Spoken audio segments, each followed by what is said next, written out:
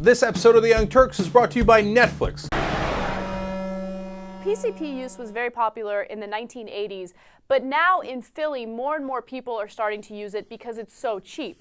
However, PCP has come back not in its original form, but in a liquefied form that's known as wet, okay? This story is mind-blowing because what they do is they liquefy it, and then they take cigarettes and they soak the cigarettes in it, and people smoke it, and nobody knows that they're smoking PCP-laced tobacco. And the effects that this drug has on you are so incredibly dangerous, okay? They make people have psychotic episodes. And more teens and people in their 20s are starting to take this form of PCP, okay? And people are ending up in psych units and psych wards. People are jumping out of buildings, literally. PCP is the thing that makes you think you're Superman. Sometimes they're fighting 10 cops at a time, etc. It gives them hallucinations, and they wind up in psych wards, as Anna was explaining. It's incredibly scary stuff. I can't believe that they do this. And if you do it enough, this story actually quotes a guy named Nelly, who had been doing it for a while. And he said that after a while, what winds up happening is, like, I'll give you his exact quote. Even if after he stopped doing it, quote, "I heard voices. They would tell me to do things I didn't want to do. Commit crimes, hurt people, stuff like that. Here's what I got no interest in. Voices that tell you to do scary shit. Mm-hmm. So I don't want to hear that when I'm on the drug. I don't want to hear that when I'm off the drug.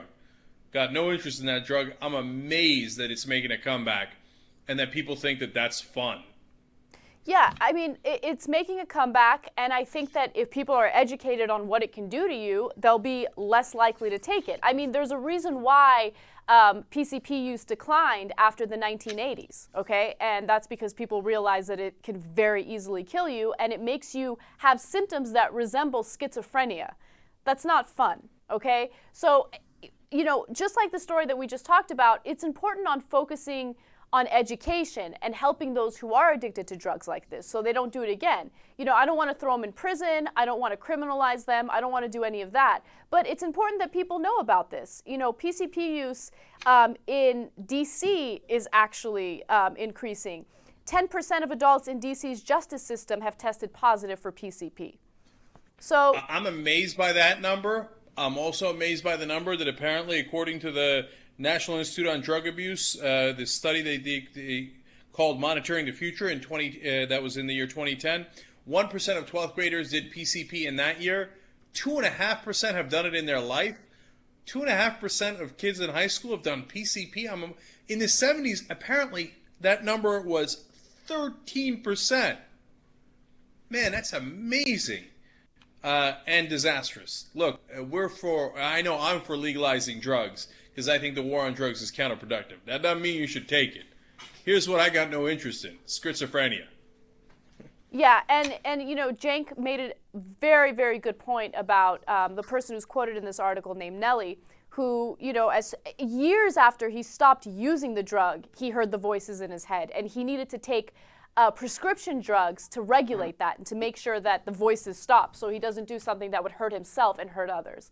So look, guys, seriously, do your research on this kind of stuff before you even think about trying it. You know, a lot of people that live in poor neighborhoods are resorting to these drugs because they're looking for an escape, and it's also a very cheap way to do it. Each one of those PCP-laced cigarettes only costs $15. But we got to educate people so they don't do this, okay? Because it's a dangerous road to go down. If there was no side effects or you didn't get hooked on it, etc. And by the way, Nelly says he got so hooked on it. And of course you get massively hooked on these wets, PCP, etc., right? I would want to try it. I'd want to do hangover one night. You know, the problem is it's not one night, right? Mm-hmm. And the problem is you totally lose control. A lot of these people don't remember what they did. Okay, it's totally real. And